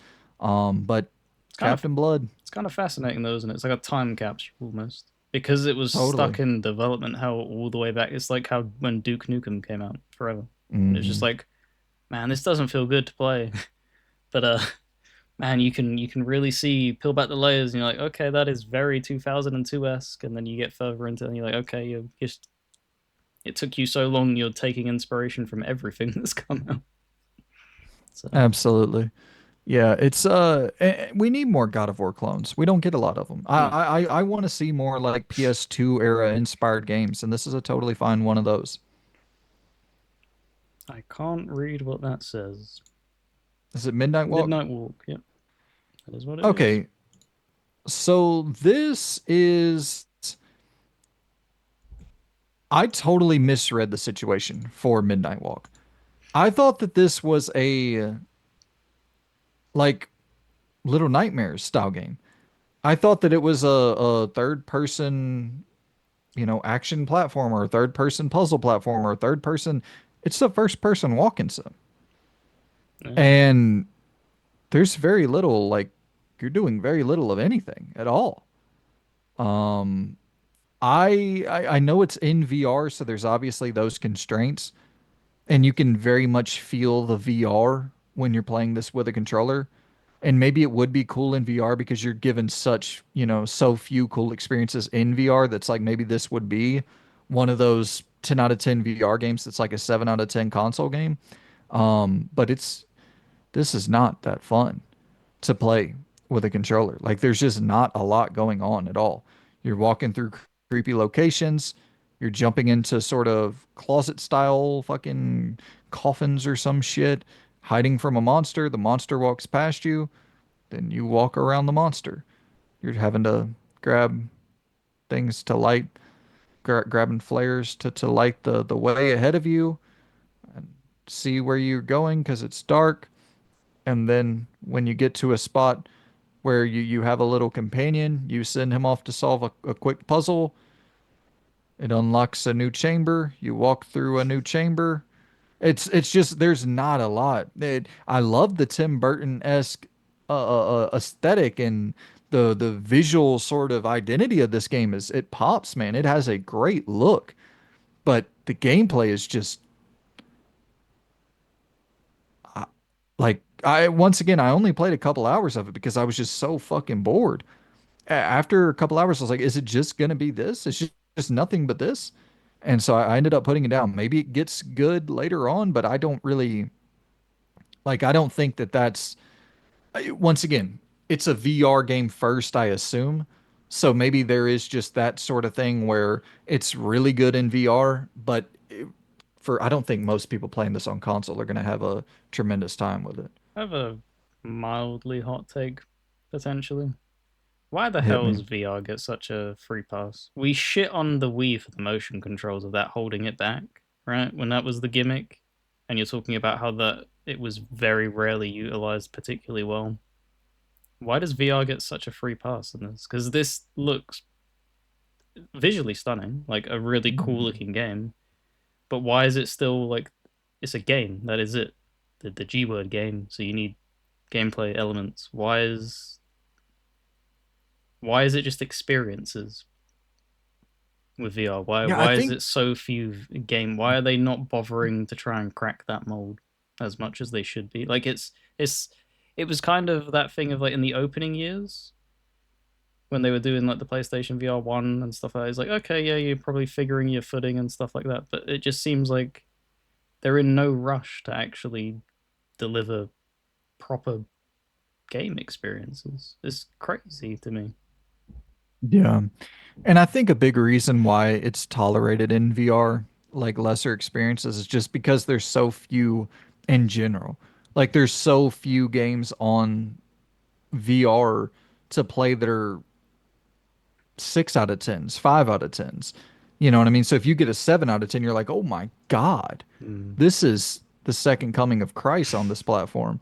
Yeah, I mean, but I'm not even trying to. I mean, I am obviously trying to joke, but I'm not really joking. No, Like, I know. there's just Yep. like what the fuck? Other than the Arkham game, other than like, there's maybe 5 games I can think of that I look at and I'm like, yeah, that's a fucking good video game. But outside of that, it's like, yeah, cool. Resident Evil gives y'all a bunch of love, but like, yeah, there's not a lot, man. There's not a lot on the market. So when something like this pops up, it's like, oh my God. Um, But yeah, for a console game, not much going for it. But if you do have a VR headset and you want to be in a Tim Burton-esque world, I would recommend only VR people jumping into this.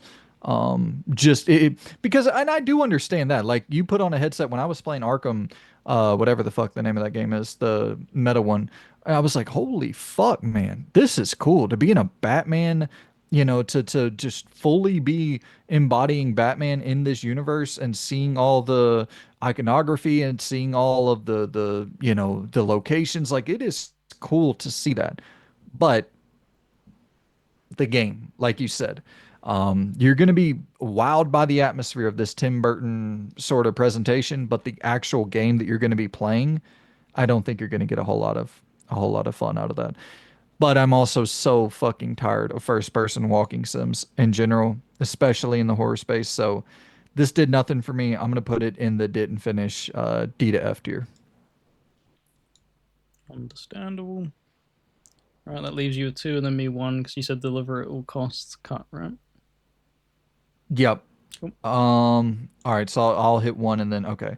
Uh I will go with to a T. Mm-hmm. I'll talk about that one because I played that yesterday and I only played a couple hours of it. This is really fucking cool, man. This game is really, really cool. It's on Game Pass. Y'all, I really recommend checking this out. It's so much more than I was expecting. I was expecting just you know, a fucking character walking around T-posing and just running into weird situations that will require, like, I thought it was just going to be a straight up adventure game, very little gameplay. There's a lot of shit going on here. Like they have a lot of weird kind of mechanics tied into this thing where you got to go and brush your teeth and you got to fucking eat your cereal and there's like all these little mini games where you're going to class and you got to you're writing on your paper and you like lean to the left to write on your paper with this big ass pencil that's like angled downward because it's like a T, so it has to angle downward to be able to hit the paper. And it's a little open world game. It's got a little city and you're running around. It's like a collectathon. There's coins all over the place. And I don't know what you use the coins for yet, but there's coins all over the place. And then it's like a 4-story school. You go into the school and there's like 4 stories with a ton of classes where the classroom doors are open and there's different classes that you're going to each day. And there's like a little story. It's like a musical at times. It's like a little cartoon where they have full on, production where they have like the opening intro of a song for a cartoon that plays Mm. before each episode. And it's like also a kind of, I was thinking that this was going to be mostly just making a joke about This is the most common bug that like every player has interacted with at some point, or at least saw on internet, a character Yeah. T-posing. And I just thought it was going to be a big joke about that and like a little hour-long nothing burger. Um, but it's a game. It's a video game with an actual story. And it's, listen, I'm not going to sit here and try to do this like whole thing where it's a story about if you don't, some You go from ailments. being a little T to a capital T in this big bad It's, world. but I get what they're going for. What they're trying to say with their story is like, you know, you there are ailments, there are inflictions, there are going to be things that happen to everybody in this universe. There are going to be people who have things happen to them that are totally out of their control, and then they're going to get made fun of for those things that are totally out of their control. And this character's getting made fun of in the game a lot. So it's a story about that. And listen, once again, if it was totally going for this sympathetic, like ultra emotional, like, I would be totally out because it walks that line of absolute absurdity and acknowledging the fact that this is fucking ridiculous, and it's taking this common bug, placing it into the game where that's the character. But also, I think there's something to be really applauded to being able creating this crazy scenario and also being able to create sympathy for this character that is just a common bug that we all know in gaming. Um, I don't know. They cooked here. This is something really really interesting. I'm gonna go back to this. I'm gonna finish this, and yeah, I'm really really on board with what's going on here. Like, did they have?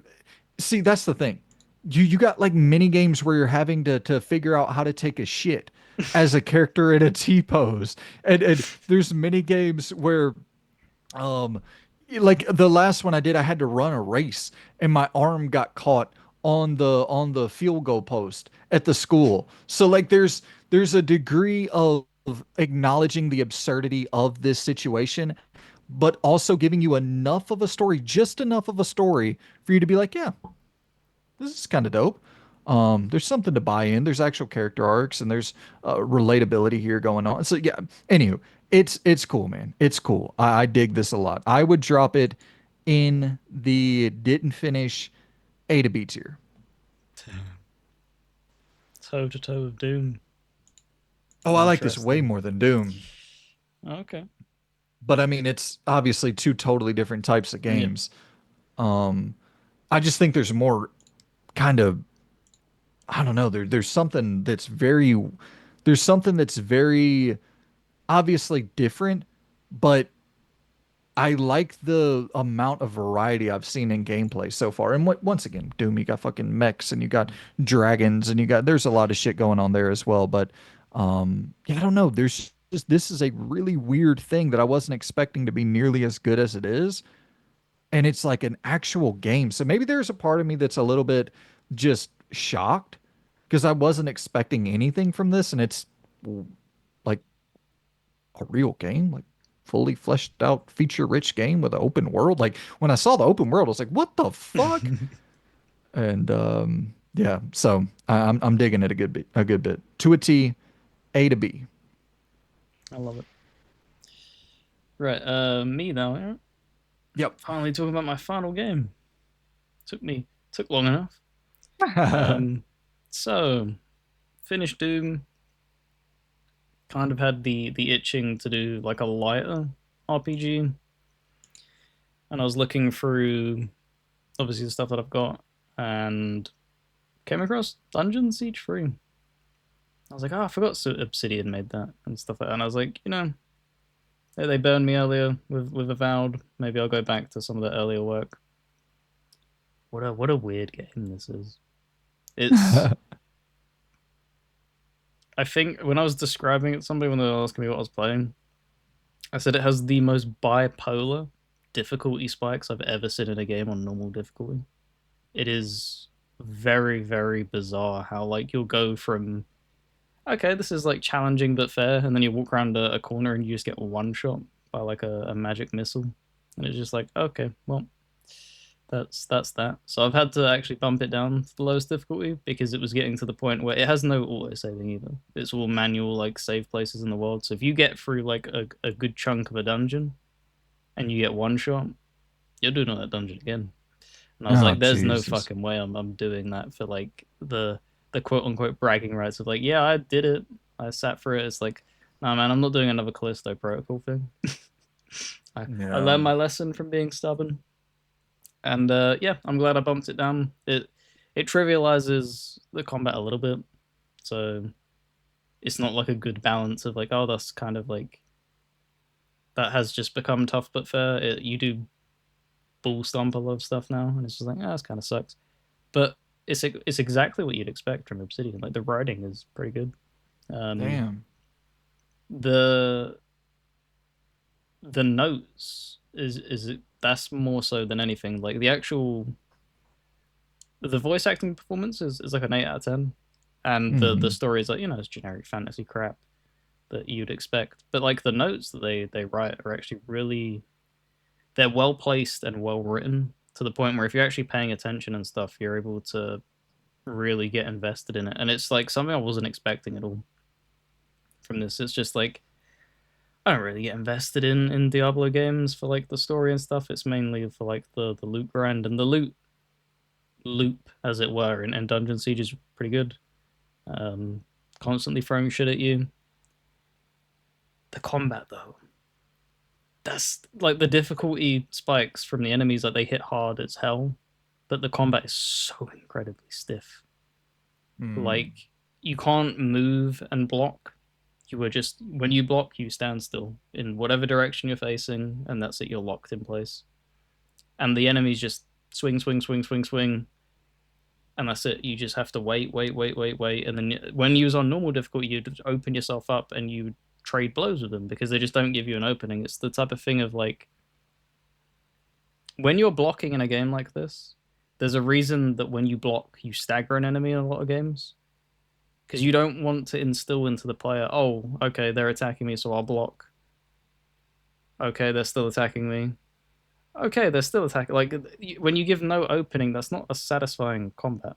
Especially Right. when you put the shield down and then you have the the possibility of being one shot by a ranged character all the way in the back. It's like, oh fucking Christ, come on guys, this is ridiculous.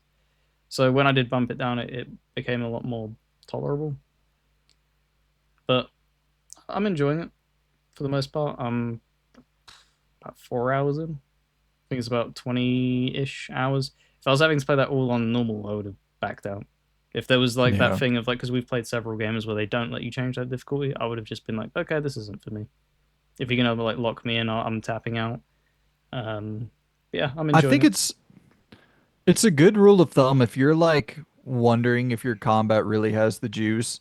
Like if you're a developer and you're like, yeah, I think we created a really great world, great story, great characters, but our combat's okay.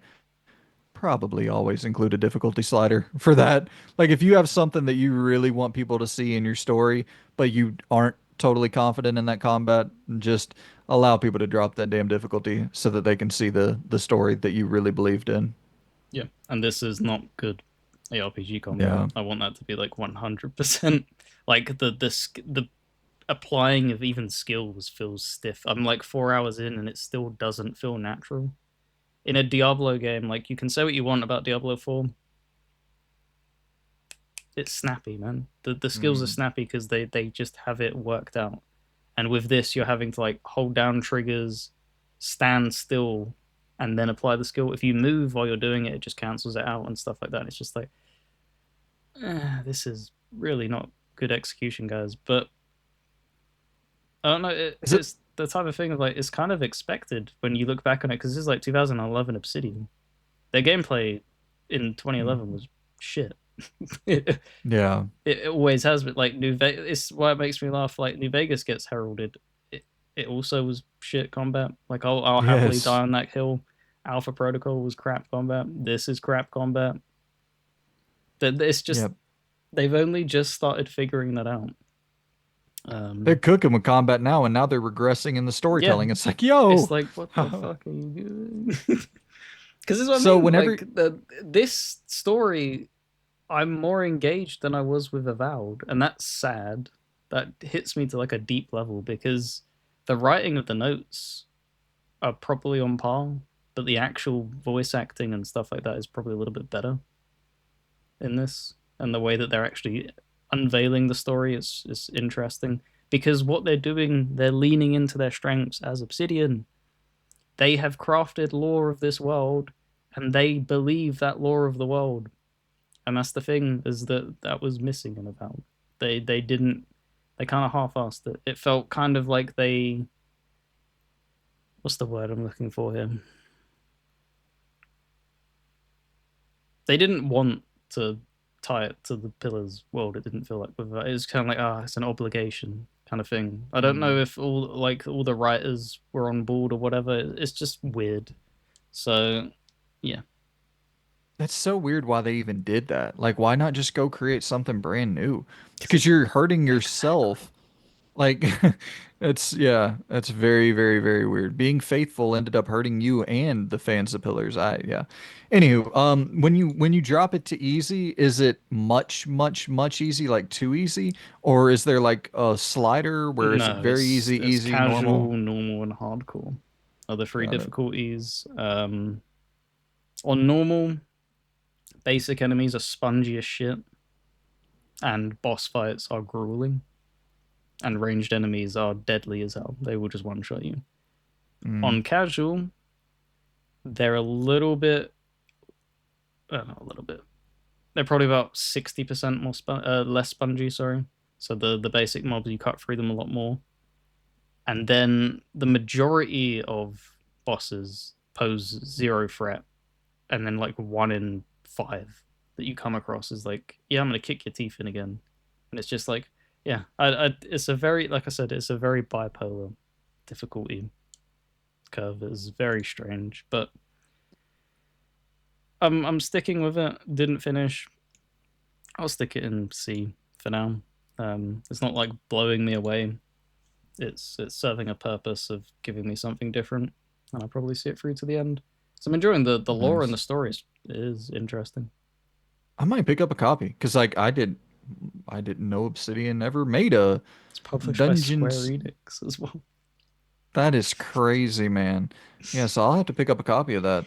Um, because I think that I mean obviously I've never played the Pillars games, and I do have a copy of both of those, but I've played pretty much everything else they've made. So I'd like to play through all of their shit at some point. Yeah, there's a Um, few games locked on PC, Tyranny and stuff. I really wish they'd right. put that on console, but they're never going. Like if Pillars didn't sell well, Tyranny has no chance. Hey, Game Pass, it wouldn't hurt. Drop them on Game Pass. Like, I I would mean, hope, if you but could, yeah. yeah. I mean, if you could get like a small team, 10 people, 5 people, something like that, to figure out a decent way to port that to controller and yeah. But yeah, dude, so would you say that this, did you buy it physically?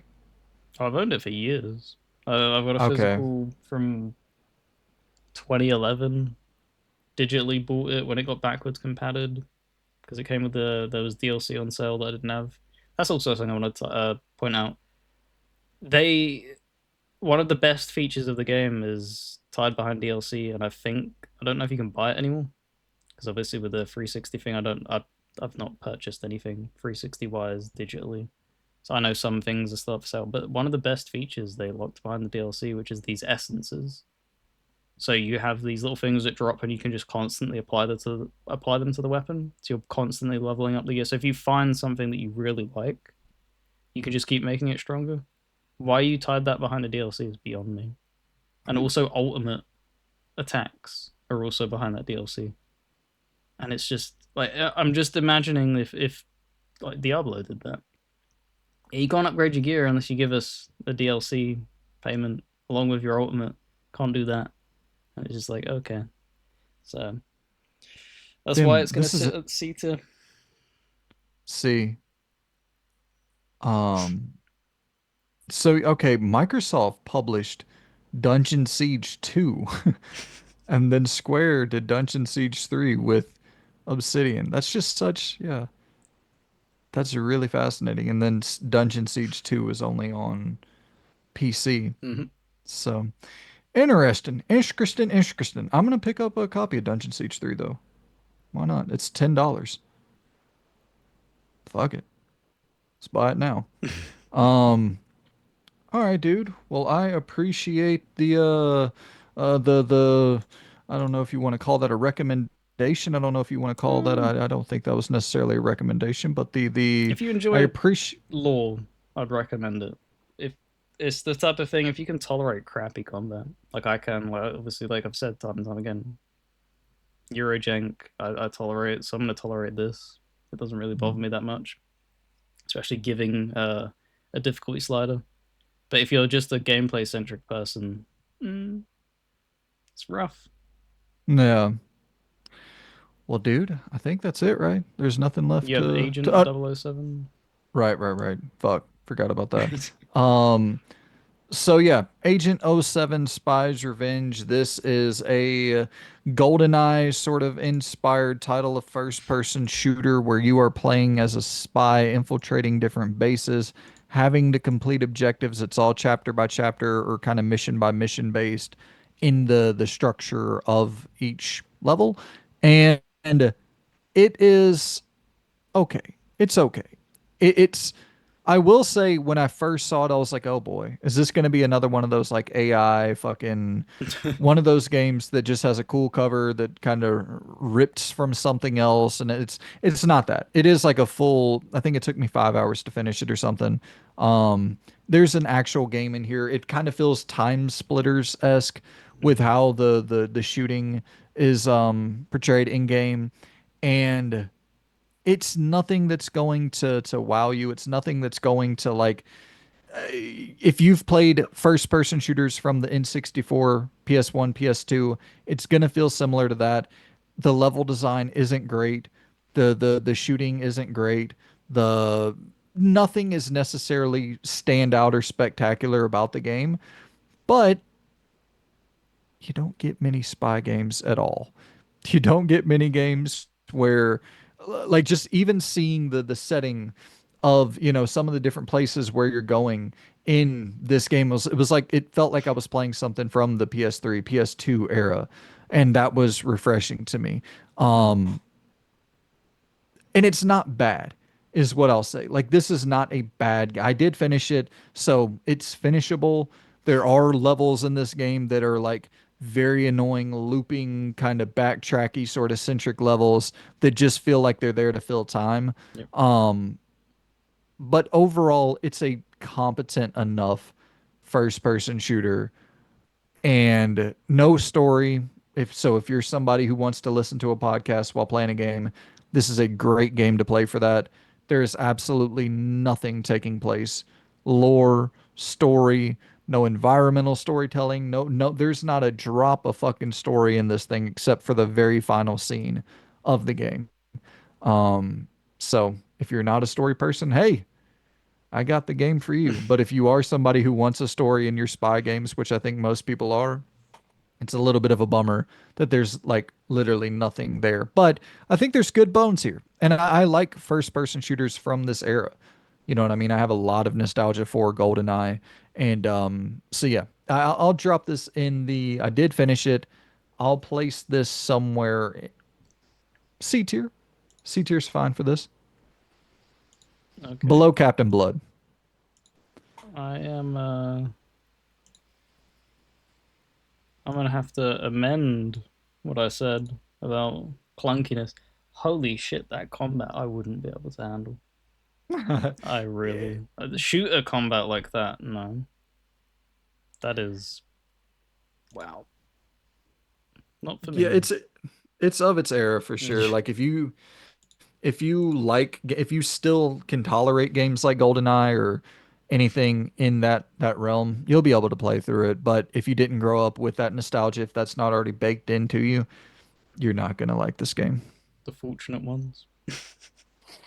Yeah, right. I mean, I don't know. I think because I kind of feel that way about a lot of NES shit and prior, where I'm like, I have no interest in. I'll see a 2D um platformer or a a 2D, a lot of NES inspired games. I'm like, yeah, I'm good. And it's not even like mechanically, I think they hold up better than most PS1 games, but I don't have that baked in nostalgia, so I don't really want to like, it's not there. But for this, like, yeah, I love this tank-based horror games. I love that shit. But without the nostalgia, I absolutely would not. So I totally get it, my friend.